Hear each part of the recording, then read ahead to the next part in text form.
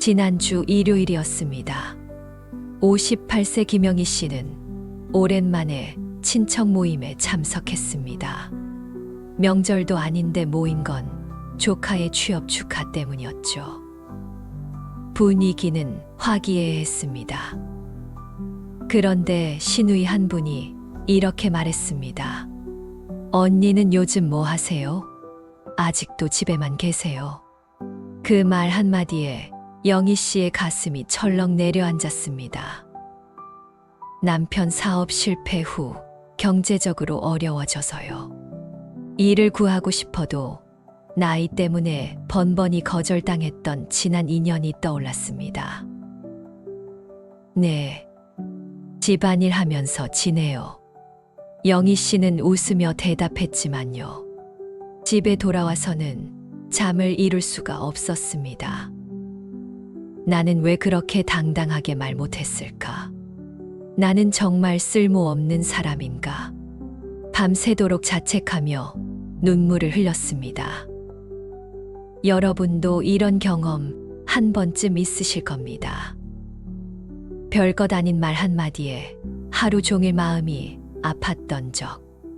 반대로 내가 무심코 던진 말이 누군가에게 상처가 됐을까봐 걱정했던 적. 오늘 이야기는 바로 그 대화에 관한 것입니다. 왜 어떤 사람은 같은 말을 들어도 아무렇지 않은데요. 어떤 사람은 사소한 말에도 깊이 상처받는 걸까요? 그리고 우리는 어떻게 하면 말로 인한 상처에서 자유로워질 수 있을까요? 오늘 이 이야기가 여러분께 작은 위로가 되었으면 좋겠습니다. 편안하게 들어주시고요. 공감이 되신다면 좋아요 한번 눌러주시면 감사하겠습니다. 많은 분들이 이렇게 생각하십니다. 나는 자존감이 낮아서 대화를 잘 못해. 그런데 말이죠. 사실은 모든 사람이 대화를 잘 못합니다. 놀라우시죠? 자존감이 높은 사람도 낮은 사람도요. 누구나 대화에서 실수하고 상처를 주고받습니다. 그렇다면 차이는 뭘까요? 자존감을 태양에 비유해 볼까 합니다. 태양은 늘 그 자리에 있습니다. 사라지지 않습니다. 다만 구름에 가려질 뿐이죠. 자존감도 마찬가지입니다. 우리 마음속에 늘 있습니다. 죽는 순간까지 사라지지 않습니다. 다만 어떤 일들로 인해 잠시 가려질 뿐입니다. 무엇이 자존감을 가릴까요?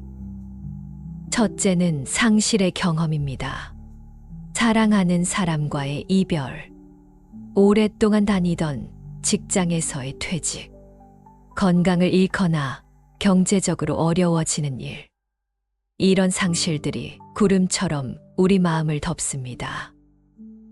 둘째는 사회적 시선입니다.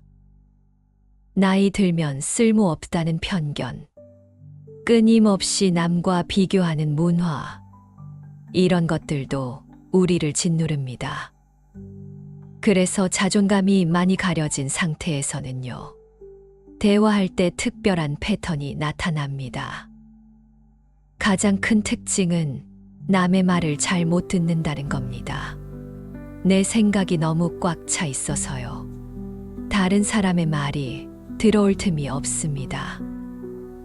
어떤 생각으로 꽉 차 있을까요? 저 사람이 나를 무시하는구나. 나를 우습게 보는구나. 상대를 향한 공격적인 생각으로 가득합니다.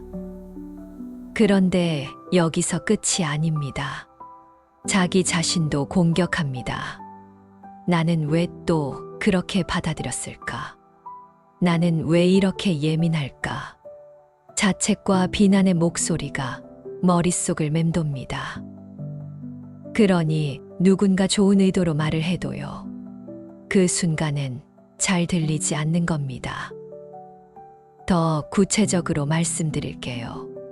자존감이 많이 가려진 분들은요, 이런 질문에 대답하기 어려워합니다.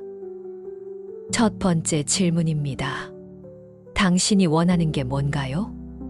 이 질문을 받으면 많은 분들이 당황하십니다. 제가 원하는 거요? 글쎄요, 생각해 본 적이 없는데요. 평생 누군가의 인정을 받기 위해 살아왔기 때문입니다. 부모님의 기대에 맞춰야 했고요. 남편의 뜻을 따라야 했고요. 자식들을 위해 내 욕구는 뒤로 미뤘습니다. 그러다 보니 정작 내가 뭘 원하는지 모르게 된 겁니다. 두 번째 질문입니다. 지금 당신 마음은 어떤가요? 이 질문도 어려워하십니다. 제 마음이요. 그냥 그렇죠 뭐. 늘 생각에만 머물러 있었기 때문입니다. 저 사람이 나보다 나은가? 내가 나은가? 나는 얼마나 잘하고 있나? 비교와 평가에만 익숙해서요. 자신의 감정을 느끼고 표현하는 게 낯섭니다. 세 번째 질문입니다. 당신의 강점이 뭔가요? 저요? 잘하는 거 하나도 없는데요.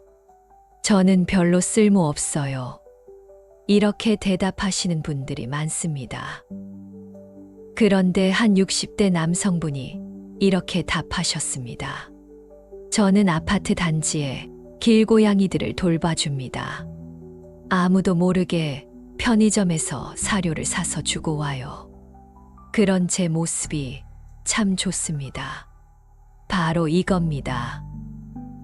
자신의 강점이란 거창한 게 아닙니다. 작은 친절, 남을 배려하는 마음, 꾸준함, 이런 것들이 모두 강점입니다. 그런데 자존감이 가려져 있으면요. 이런 자신의 좋은 모습이 눈에 들어오지 않습니다. 그럼 대화할 때 어떤 말버릇이 나올까요? 6가지가 있습니다. 첫째, 판단입니다. 나는 내가 그럴 줄 알았어. 너 원래 그런 사람이잖아. 둘째, 비난입니다. 너 그러다 큰일 난다. 그래서 안 되는 거야. 셋째, 강요입니다. 좋은 말 할 때 해. 내 말대로 하라니까. 넷째, 비교입니다. 넌 왜 동생만 못해? 옆집 아들은 벌써 승진했는데.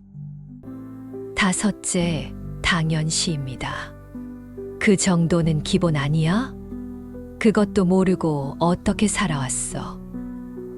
여섯째, 죄책감입니다. 흥미로운 건 죄책감을 느끼면서도요. 미안해라고 직접 말하는 사람은 드뭅니다. 대신 이렇게 말합니다. 왜 나를 화나게 만들어? 똑바로 했으면 내가 이럴 일 없잖아.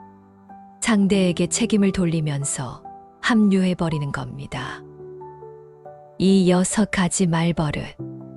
화가 나거나 불안하거나 우울할 때요. 자동으로 튀어나옵니다. 그리고 이런 말들이 입 밖으로 나오는 순간요. 대화는 망가집니다. 더 놀라운 사실이 있습니다. 이런 말들은 대부분 나보다 약한 사람에게만 나옵니다. 나보다 힘 있는 사람, 지위가 높은 사람에게는요. 속으로만 생각하고 입 밖으로 내지 않습니다. 그래서 배우자, 자녀, 부하 직원, 가까운 사람들이 늘 희생양이 됩니다. 나는 좀 솔직한 성격이라서 그래. 나는 감정 조절이 안 돼서 그래. 이렇게 변명하시는 분들. 그런데 그분들이 사장님이나 손윗사람에게도 똑같이 말하시나요? 아닙니다. 그러니 이건 성격 문제가 아닙니다. 선택의 문제입니다. 가장 가까운 사람과의 대화가 사실은 가장 어렵습니다. 특히 부부나 오랜 연인 사이, 그리고 부모와 자녀 사이. 이런 관계에서 대화로 인한 상처가 가장 깊습니다. 이번엔 SNS 이야기를 해볼까요? 요즘 시대에 SNS는 빼놓을 수 없으니까요. 60대 이상 어르신들도 이제 스마트폰을 많이 쓰십니다. 페이스북, 인스타그램, 카카오 스토리. 친구들의 소식을 알 수 있어서 좋습니다. 멀리 사는 자녀들의 근황도 확인할 수 있죠. 이건 분명한 장점입니다. 하지만 역기능도 있습니다. 다른 사람과 끊임없이 나를 비교하게 됩니다. 친구는 여행을 다니는데 나는 집에만 있다. 친구는 손주와 행복해 보이는데 나는 혼자다. 이런 생각이 들면 마음이 허탈해집니다. 그리고 이런 생각도 듭니다. 내가 뭘 올려야 괜찮은 사람으로 보일까? 친구가 명품 가방을 샀다는 글을 보고요. 나도 뭔가 있어 보이는 걸 사진 찍어 올리고 싶어집니다. 그런데 올리고 나면 허무합니다. 좋아요 몇 개 받고 그게 끝입니다. 진짜 행복해서 올린 게 아니니까요. 남에게 보여주기 위해 올렸으니까요. SNS 자체가 문제는 아닙니다. 내가 어떤 마음으로 사용하느냐가 중요합니다. 내가 진짜 좋아서 올리는 건가? 아니면 남에게 인정받고 싶어서 올리는 건가? 이걸 구별하는 게 필요합니다. 만약 SNS를 보는 게 너무 괴롭다면요. 당분간 끊어도 됩니다. 내 마음이 편안해질 때까지 보지 않아도 됩니다. 그게 나를 지키는 방법입니다. 친구 관계도 마찬가지입니다. 진짜 친구와 가짜 친구를 구별해야 합니다. 어떻게 구별할까요? 간단합니다. 내가 힘들 때 내 이야기를 들어주는 사람, 그리고 내 비밀을 지켜주는 사람, 그게 진짜 친구입니다. 한 60대 여성이 친구에게 고민을 털어놨습니다. 집안에 어려운 일이 생긴 거죠. 그런데 며칠 후 다른 친구에게서 전화가 왔습니다. 들었어. 그 일 때문에 힘들다며? 순간 배신감이 들었습니다. 자신이 믿고 말한 친구가요. 다른 사람에게 자기 이야기를 퍼뜨린 겁니다. 진짜 친구라면요. 내가 털어놓은 이야기를 절대 남에게 하지 않습니다. 설령 걱정이 되더라도요. 본인에게 직접 연락하지 다른 사람과 수군대지 않습니다. 그리고 진짜 친구는요. 내가 잘 될 때 진심으로 축하해 줍니다. 시기하지 않습니다. 한 분이 이렇게 말했습니다. 내 친구가 좋은 일이 생겼을 때요. 솔직히 부럽고 질투도 나지만요. 그래도 축하는 합니다. 이런 솔직함이 진짜 우정입니다. 완벽한 사람은 없습니다. 친구도 때론 부러워할 수 있습니다. 하지만 그 마음을 인정하면서도요. 상대를 진심으로 응원할 수 있다면요. 그게 좋은 관계입니다. 그럼 이제 가장 중요한 질문입니다. 어떻게 하면 자존감을 회복할 수 있을까요? 어떻게 하면 대화를 잘할 수 있을까요? 두 가지 방법이 있습니다. 첫 번째는 수동적 지지입니다. 쉽게 말하면 나를 지지해 주는 사람이 필요하다는 겁니다. 부모님이나 배우자가 그런 존재면 가장 좋습니다. 하지만 현실은 그렇지 않은 경우가 많죠. 오히려 가족 때문에 힘들어 하시는 분들이 더 많습니다. 그렇다면 친구라도 괜찮습니다. 상담사, 목회자, 누구라도 좋습니다. 중요한 건 나의 이야기를 들어주는 사람이 있어야 한다는 겁니다. 한 연구자가 이렇게 말했습니다. 회복력이란 혼자 일어나는 힘이 아니다. 누군가에게 기대어 함께 일어나는 힘이다. 정말 그렇습니다. 내가 가장 힘들 때 혼자 일어날 수 있었나요? 아닙니다. 누군가 내 얘기를 들어주고요. 나를 따뜻하게 봐주고요. 그 힘으로 일어날 수 있었습니다. 그러니 단 한 명이라도 내 편이 되어줄 사람이 필요합니다. 두 번째는 능동적 봉사입니다. 이게 더 강력합니다. 내가 쓸모없다고 느껴질 때요. 내 존재가 아무 의미 없다고 느껴질 때요. 가장 확실한 방법이 있습니다. 나보다 어려운 사람을 돕는 겁니다. 거창한 봉사가 아닙니다. 아주 작은 것으로 충분합니다. 힘들어 보이는 어르신께 문 잡아드리기, 횡단보도에서 리어카 끄는 할머니 도와드리기, 혼자 사시는 이웃에게 반찬 나눠드리기, 이런 작은 행동이요. 상상 이상으로 내 자신을 괜찮게 만듭니다. 왜 그럴까요? 인간은 본성적으로 협력의 욕구를 갖고 태어났기 때문입니다. 누군가를 도울 때 우리는 살아있음을 느낍니다. 내가 누군가에게 필요한 사람이구나. 내가 도움을 줄 수 있는 사람이구나. 이걸 느끼는 순간 자존감이 올라갑니다. 실제로 많은 분들이 봉사를 시작한 후 달라졌습니다. 눈빛이 달라졌습니다. 표정이 밝아졌습니다. 나도 누군가에게 도움이 되는 사람이구나. 이걸 깨달은 겁니다. 그러니 만약 지금 내가 쓸모없다고 느껴진다면요. 작은 봉사를 시작해 보세요. 반드시 삶이 달라집니다. 이제 거절하는 법을 말씀드릴게요. 많은 분들이 거절을 어려워하십니다. 특히 가족이나 친구가 부탁을 하면요. 거절하지 못하고 무리해서 들어주곤 합니다.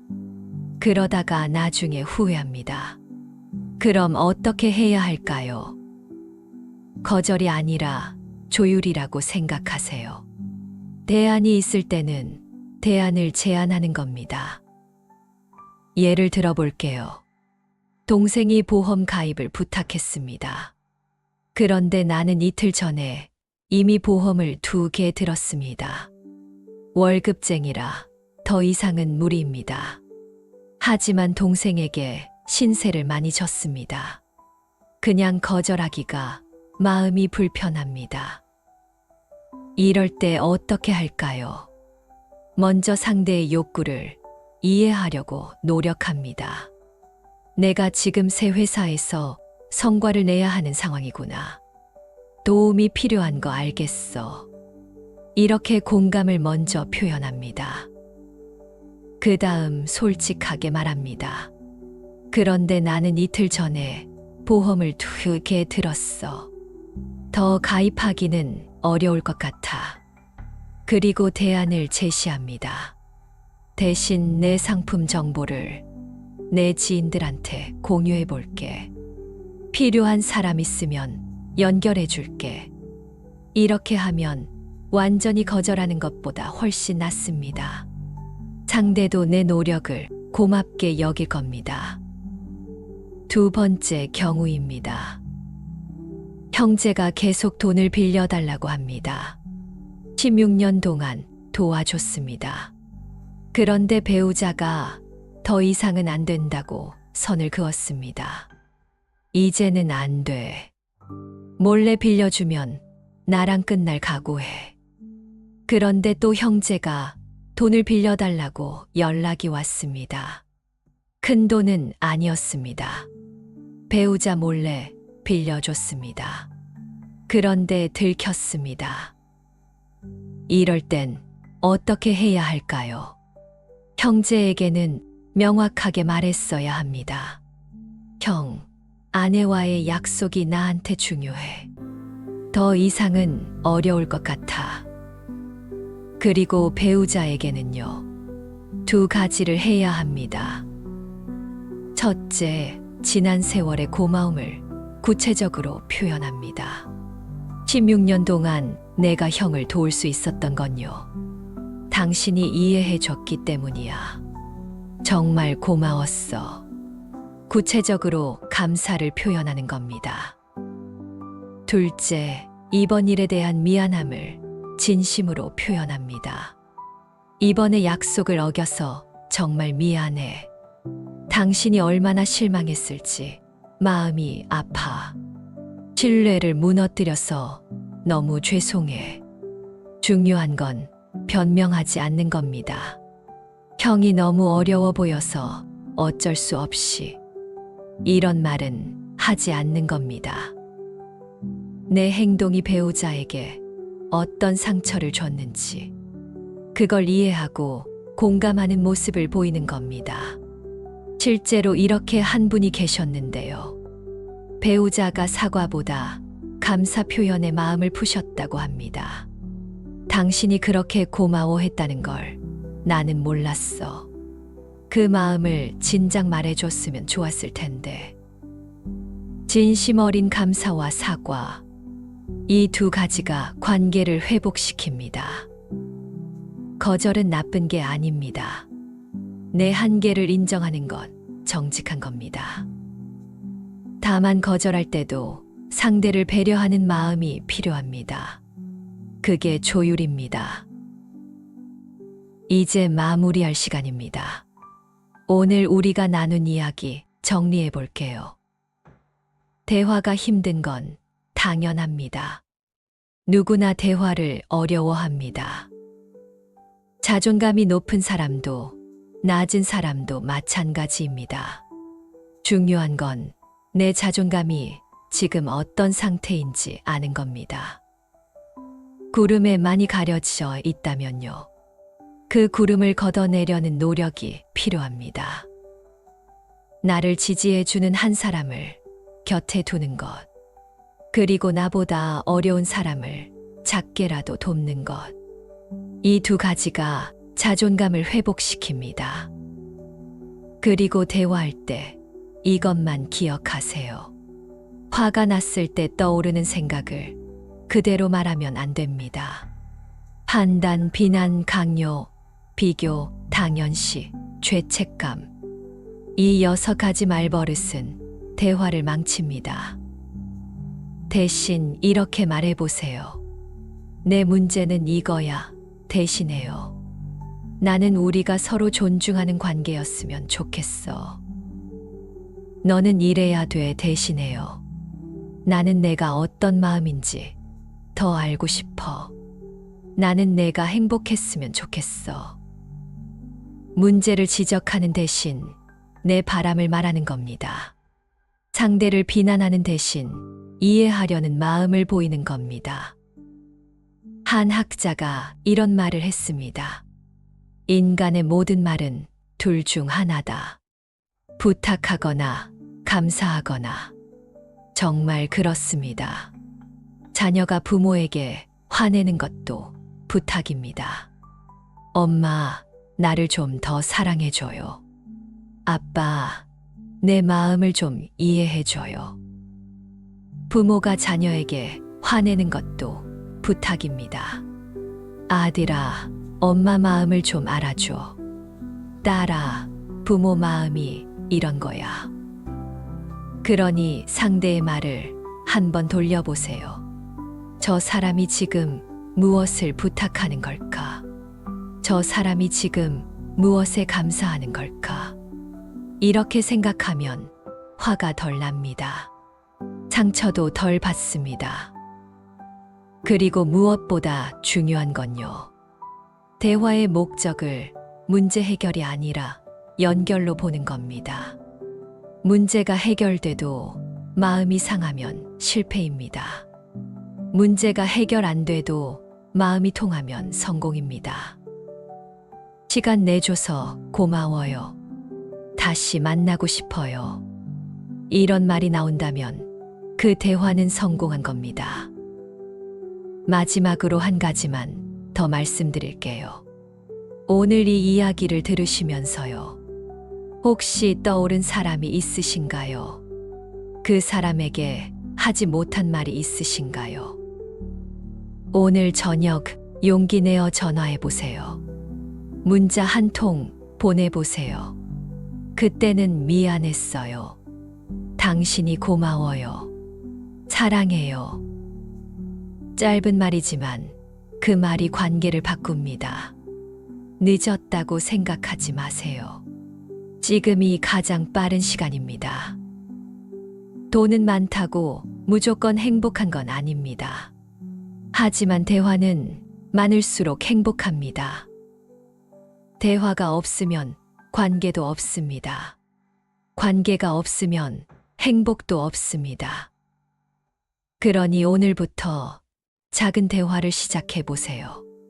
가족에게, 친구에게, 이웃에게 따뜻한 말 한마디를 건네보세요. 오늘 날씨 좋네요.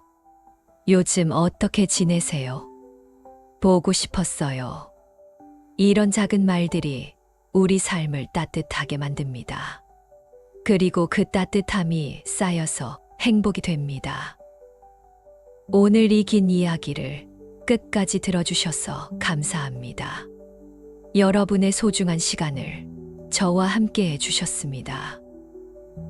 이 시간이 여러분께 작은 위로가 되었기를 바랍니다. 그리고 오늘 하루 누군가와 따뜻한 대화를 나누시길 바랍니다. 언제나 응원하겠습니다. 건강하시고 행복하세요. 사랑합니다.